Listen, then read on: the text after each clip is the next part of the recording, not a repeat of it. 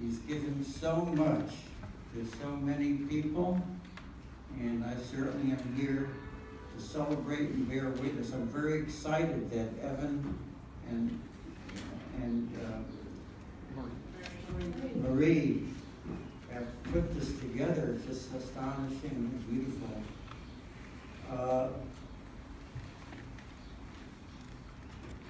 I wrote about Schreber in my first book, The Psychotic Core, and there's a chapter there just alerting those who might not have known about it or read it.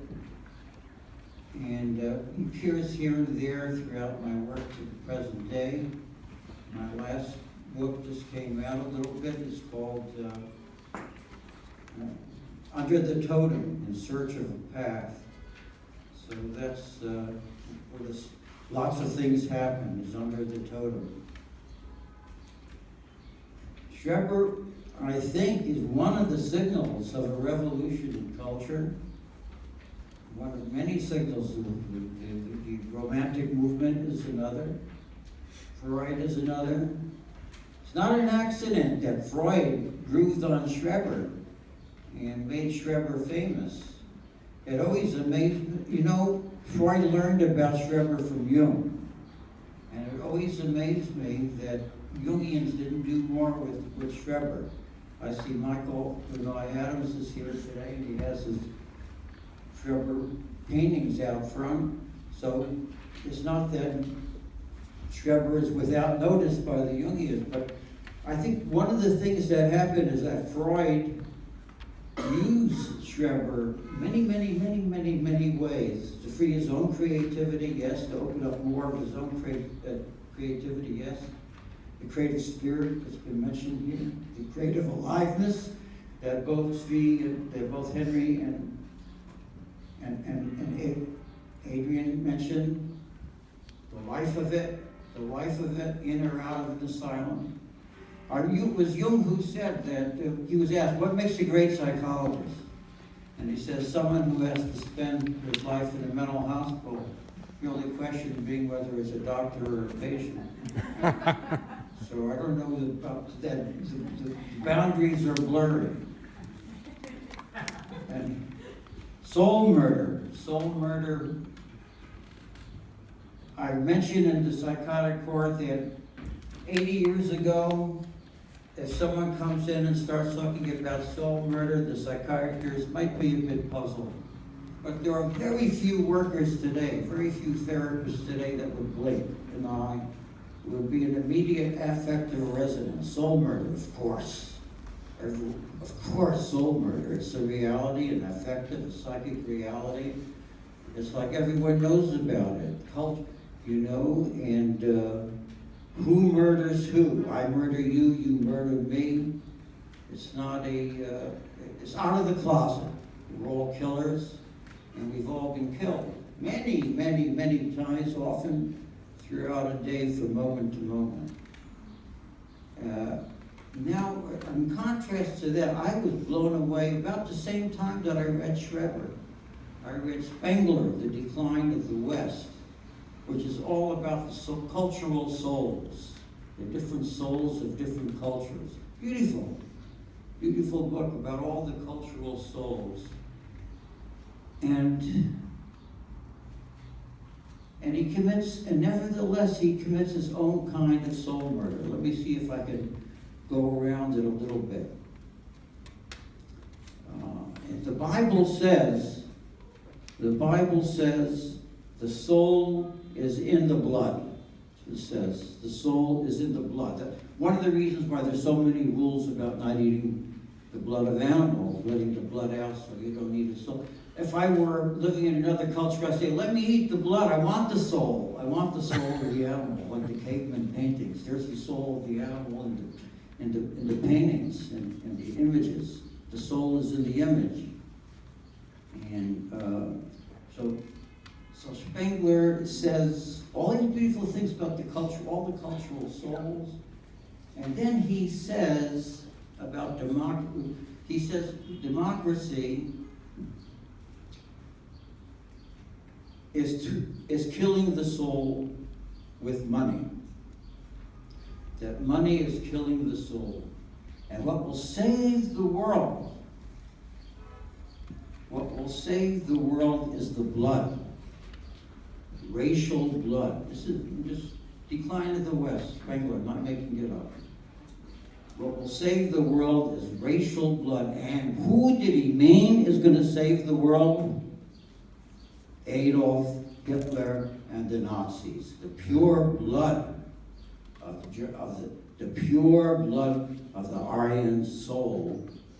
The racial blood will assert itself, and vitality will come, and the curse and deadness of money will be vanquished by the vitality of the blood. Think D.H. Lawrence, think Wilhelm Reich, think Norman O. Brown, and think Schreber, the resurrection of the body. The resurrection of the body in this lifetime. Now, in ancient Greece, Aristotle felt that we link with God through our rationality. Active reason to active reason. I link with God through active reason. A good friend of mine, I don't know how good, but in spirit good. We were close in spirit. We only met about 3 or 4 times. He wrote an immense book on the mystics and psychoanalysis. Wonderful. Very interesting. I read all his works. He wrote on shamans. He wrote on all areas of spirituality. And when he gave me the chapter on me, he wanted me to look at it. I said, it's too heady. It's too heady. And he said that's how he links with God. He links with God through his intellect. I thought about that, because that wasn't my primary way of linking to God. I was more like Schreber, nerve to nerve contact. It's more nerve. The soul and the nerve, the soul and the nerve, the soul and the image, the soul and the sense, the soul, nerve contact. That was like, neurology was already in. Freud was a neurologist, and neurology was getting bigger. The different kinds of neurology already. And if you look at the textbooks that Freud saw in the gymnasium, there's a lot of similarities to what's being taught now. Old brain, new brain, emotion, brain. 1 minute. I thought a circumcision was going to happen here when I first walked in. Put this thing up here. Well, maybe it will be, because the prophet says the circumcision of the heart is what's needed. We have to circumcise our hearts. So we have 1 minute left. 1 minute. So the resurrection of the body. What are we going to do with it? What are we going to do with our nervy life? Oh my God! And So I'm going to be a Jungian for a second. And talk about the 4 agencies, the 4 dimensions: intuition, intellect, sensation, and image. All of our capacities. I think we're at a point in evolution where none of our capacities can be shortchanged. What do we do with them? I don't think we know. I don't think we've evolved enough to know what to do with ourselves. But I think we've evolved with ourselves enough, some of us, to begin to notice that we don't know what to do with ourselves, and we are filled with amazing capacities. You touch any part of the body, and you can open worlds of beyond sensation. You can open amazing worlds any place you touch. You don't have to be a woman or a man or anything, any variation. Just any part of the human body opens worlds. More than the chakras, more than the Kabbalah Sephirah. Now, Kabbalah has a lot of images in it. A big one is judgment. So, Schreber fell into a conflict between judgment and sensory, spiritual, voluptuousness experience, the fullness of experience.